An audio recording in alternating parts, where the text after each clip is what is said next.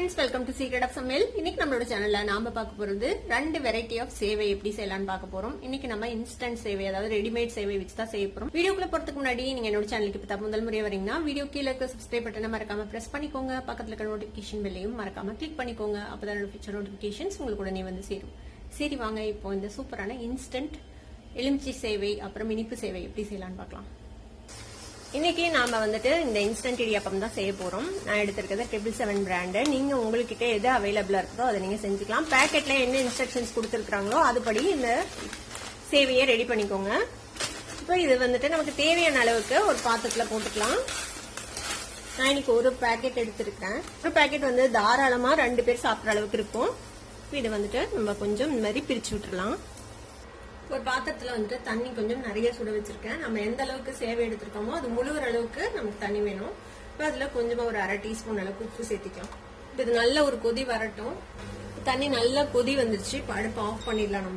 நம்ம கொதிக்க வச்ச தண்ணியை நம்ம எடுத்து வச்சிருக்கிற இந்த சேவை மேல ஊத்திடலாம். நல்லா இம்மாஸ் ஆகிருக்கிற மாதிரி பாத்துக்கோங்க. இந்த மாதிரி நல்லா அமுக்கி விட்டுருங்க உள்ள. இதை வந்து மூடி போட்டு ஒரு 4 நிமிஷம் மட்டும் நம்ம ஊற விட போறோம். இதை 3 to 5 நிமிஷம் வைக்க சொல்லி அந்த பேக்கெட்ல போட்டிருக்குதான். நம்ம ரெண்டுக்கும் நடுவுல 4 நிமிஷம் வச்சு நம்ம இதை வந்துட்டு வடிகட்ட போறோம். இப்போ இது ஊறட்டும். ஒரு 4 minutes வெயிட் பண்ணலாம். இப்ப நம்ம தண்ணி ஊத்தி வச்சு 4 நிமிஷம் வச்சு நம்ம ஓபன் பண்ணி பார்ப்போம். பாத்தீங்கன்னாலே தெரியும் நல்ல பூ மாதிரி ஊறிடுச்சு அழகா. இப்ப இதை வந்துட்டு நம்ம வடிகட்டிடலாம். இப்ப தண்ணியை நல்லா வடிச்சாச்சு. இந்த மாதிரி தண்ணி ஃபுல்லு ட்ரெயின் ஆகுற மாதிரி இதை நல்லா வடிச்சு வச்சிருங்க. இப்ப நம்ம வடிச்சு எடுத்த இந்த சேவையை வந்துட்டு உடனே ஒரு ஹாட் கேஸ்ல மாத்திடலாம். இது மாதிரி ஒரு ஹாட் பேக்ல போட்டு உடனே மூடி வச்சிருங்க. இந்த சூட்லயே வந்துட்டு அது இன்னும் கொஞ்சம் நல்லா பூ மாதிரி நல்லா சாஃப்டா ஆயிக்கும். சாஸ்பேன் அடுப்புல வச்சிருக்கேன். இதுல வந்து ஒரு 1/2 கப் அளவுக்கு சர்க்கரை சேர்த்திக்கலாம். அதே அளவுக்கு தண்ணி சேர்த்திக்கோங்க. இந்த சர்க்கரை கரைஞ்சு நம்ம குலோப் ஜாமுனுக்கு பாகு செய்வோம்ல அந்த மாதிரி ஒரு கன்சிஸ்டன்சிக்கு ஒரு பிசு பிசுப்பான பதத்துக்கு இது வந்து வரணும்.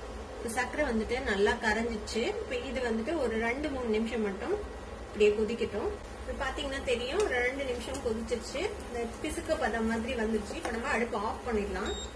இதுல ஒரு 1/4 டீஸ்பூன் அளவுக்கு ஏலக்காய் பொடி சேர்த்திக்கோங்க. இது கூடவே நான் ஒரே ஒரு வாழைப்பழத்தை இந்த மாதிரி ரவுண்டா நறுக்கி வச்சிருக்கேன். அந்த வாழைப்பழத்தை சேர்த்திக்கலாம். பூம்பழம் சேர்த்தலாம், தேன் வாழைப்பழம் சேர்த்தலாம், எந்த பழம் உங்ககிட்ட இருக்கோ அதை சேர்த்திக்கோங்க. கொஞ்சம் முந்திரி பருப்பு நெய்ல வறுத்து வச்சிருக்கிறேன், அதையும் சேர்த்திக்கோங்க. தேங்காய் வந்து கொஞ்சமா துருவி வச்சிருக்கேன். தேங்காய் துருவலும் சேர்த்து இது எல்லாமே உங்களோட டேஸ்ட்டுக்கு உங்களுக்கு எவ்வளவு வேணுமோ அந்த அளவுக்கு சேர்த்திக்கலாம். தேங்காய் நிறைய பிடிக்கும்னா தேங்காய் நிறைய சேர்த்திக்கோங்க. ஒரு 2 டேபிள் ஸ்பூன் அளவுக்கு சேர்த்திருக்கேன்.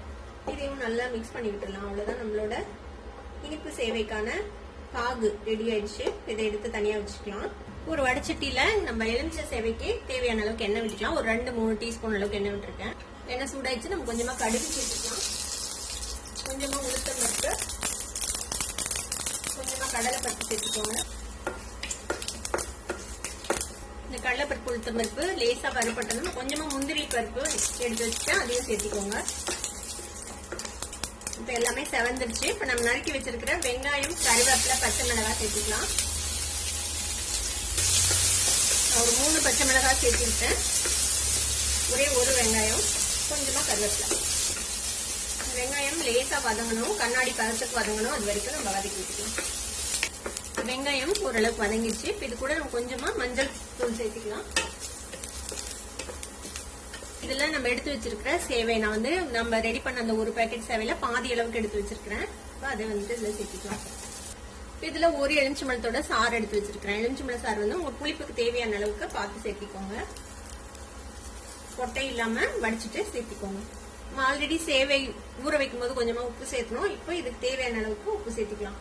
எல்லாத்தையும் சேர்த்து நல்லா மிக்ஸ் பண்ணி விட்டுருங்க.